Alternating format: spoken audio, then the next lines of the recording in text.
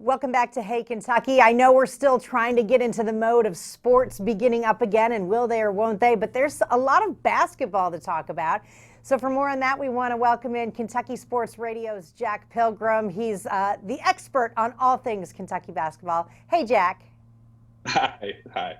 First of all, I want to ask you, all the guys are gone right now. So Cal gave them a break to see their families. Is that right?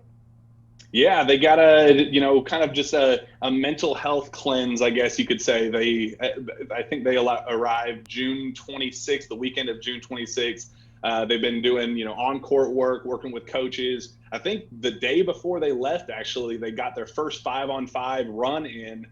And then I think Coach Cal liked what he saw enough, and he said, you know what, we have several months until the basketball season officially begins. These kids deserve one more week off, let them go home, let them see their families, let them relax for a little bit before we have them back on campus, kind of reseal the bubble. And then I guess they'll be on lockdown from here on out whenever they return on Sunday. Listen, Jack, I don't know if you know this or not, but they're not robots, okay? Right. They're not computers. They need mental health breaks too. Listen, so right. Terence Clark has been really impressing Cal and the other staff members.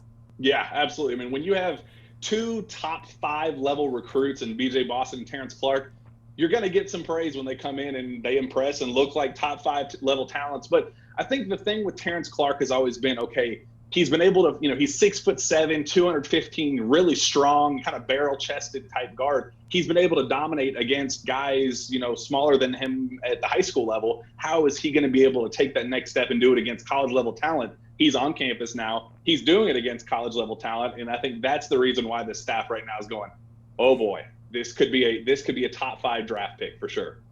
It's so early on and things are so different right now, but what have you heard, if anything at all, about the chemistry amongst this group, especially when you're throwing in Olivier Sarr from Wake Forest, who's, I assume he will get his waiver because I feel like the staff is very optimistic about that. But what has the chemistry been like?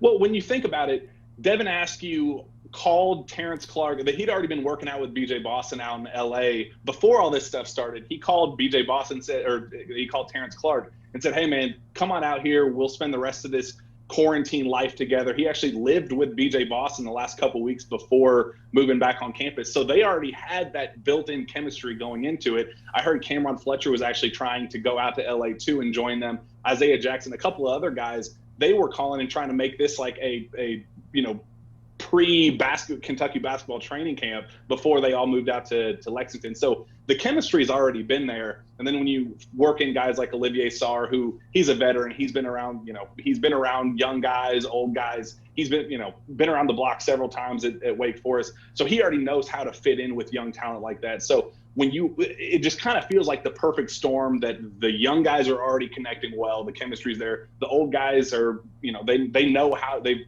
done it before. It's like a perfect storm, really. It really is. There's so many new names and faces and games to get used to. But what has Keon Brooks done over the summer to really assert himself into that starting lineup and being a playmaker for the Cats this season?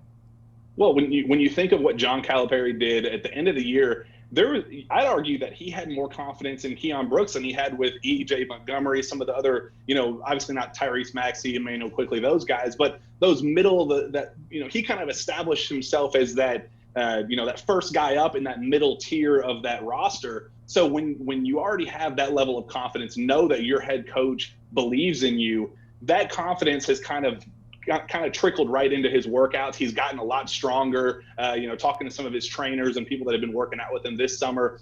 That confidence of, okay, my coach believes in me. He thinks I can be a star, so I think I can be a star. And you've seen, I think he just posted on Twitter just earlier today, responding to somebody like Keon Brooks is going to have a special sophomore season. He was like, count on it or something like that. He has that internal confidence that he knows that he can take a PJ Washington level jump, or one of the other guys that have taken that serious jump from year 1 to year 2 at Kentucky. He thinks he could be that, and confidence is the first thing for sure. Jack Pilgrim from Kentucky Sports Radio, thank you so much for your insight. We appreciate it, and our fingers are crossed that college basketball is in full swing starting November 10th.